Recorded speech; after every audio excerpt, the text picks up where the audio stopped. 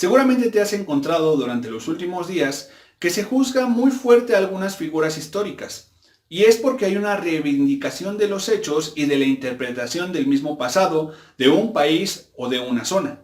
Eso no está mal, pero sí hay que definir en qué casos vale la pena hacer una revisión completa de la historia con las intenciones de una persona y en qué casos estamos utilizando eso para algún propósito que no exactamente está claro.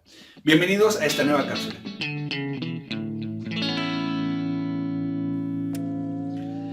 ¿Cuál es la intención por la cual hacemos la historia? Hay que ser muy precisos en esos casos, porque en realidad podemos caer en un error si nuestro propósito está sobre enjuiciar o acusar a una persona del pasado. Cada país tiene su propia versión de la historia, y a la luz de unos hechos, un personaje puede ser muy bueno para un país y puede ser totalmente negativo para un país.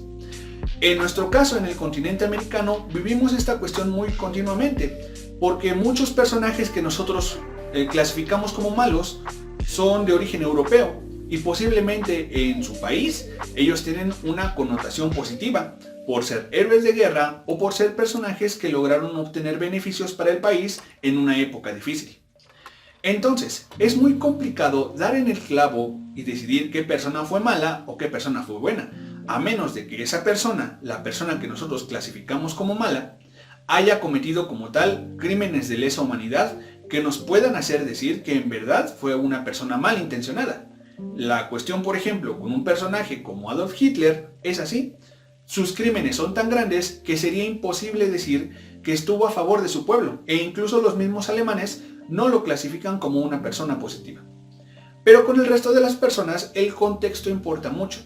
La situación en la que vivían y la época en la que vivían los hacía pensar que algo era correcto. Voy a ponerlo de una manera muy sencilla. Posiblemente hubo un gran maestro hace 100 años en el lugar donde vives. Y ese gran maestro que hizo muy bien para educar a la comunidad, golpeaba a sus alumnos o les gritaba o los insultaba. ¿Ese maestro es exactamente una mala persona? Aunque sus acciones en verdad no hayan sido correctas, no la podemos clasificar así, porque en el momento en el cual esa persona vivió, eso no estaba considerado como algo malo. Y como ello, hay muchos ejemplos. Por ejemplo, cómo obraban los médicos hace 200 años, o cómo obraban las familias, o cómo se organizaban los pueblos hace 500 años. El mundo era totalmente diferente, las reglas eran distintas, y lo que hoy consideramos como malo, en su momento quizás no estaba tan mal visto. Por eso no te apresures a hacer juicios en el momento en que haces una explicación histórica. Recuerda que tu deber es informar de manera objetiva. Y tienes que hablar con la verdad, tratar de asemejarte lo más posible a lo que fue el estatus real. A veces, por cuestiones de un propósito de la historia, se omiten detalles sobre algún personaje histórico, más porque quizás eso desestabilizaría su figura. Es común que haya personajes que quizás no fueron buenas personas, pero hubo una acción de la historia que fue muy positiva para los demás, y es por ello que a la luz del tiempo los vemos con mejores ojos.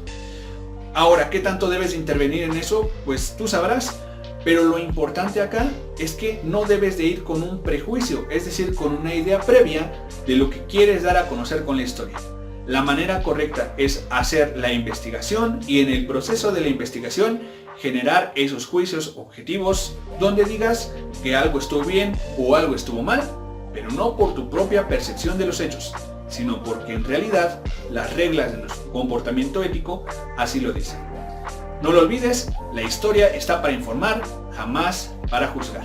Nos estamos viendo en la siguiente semana.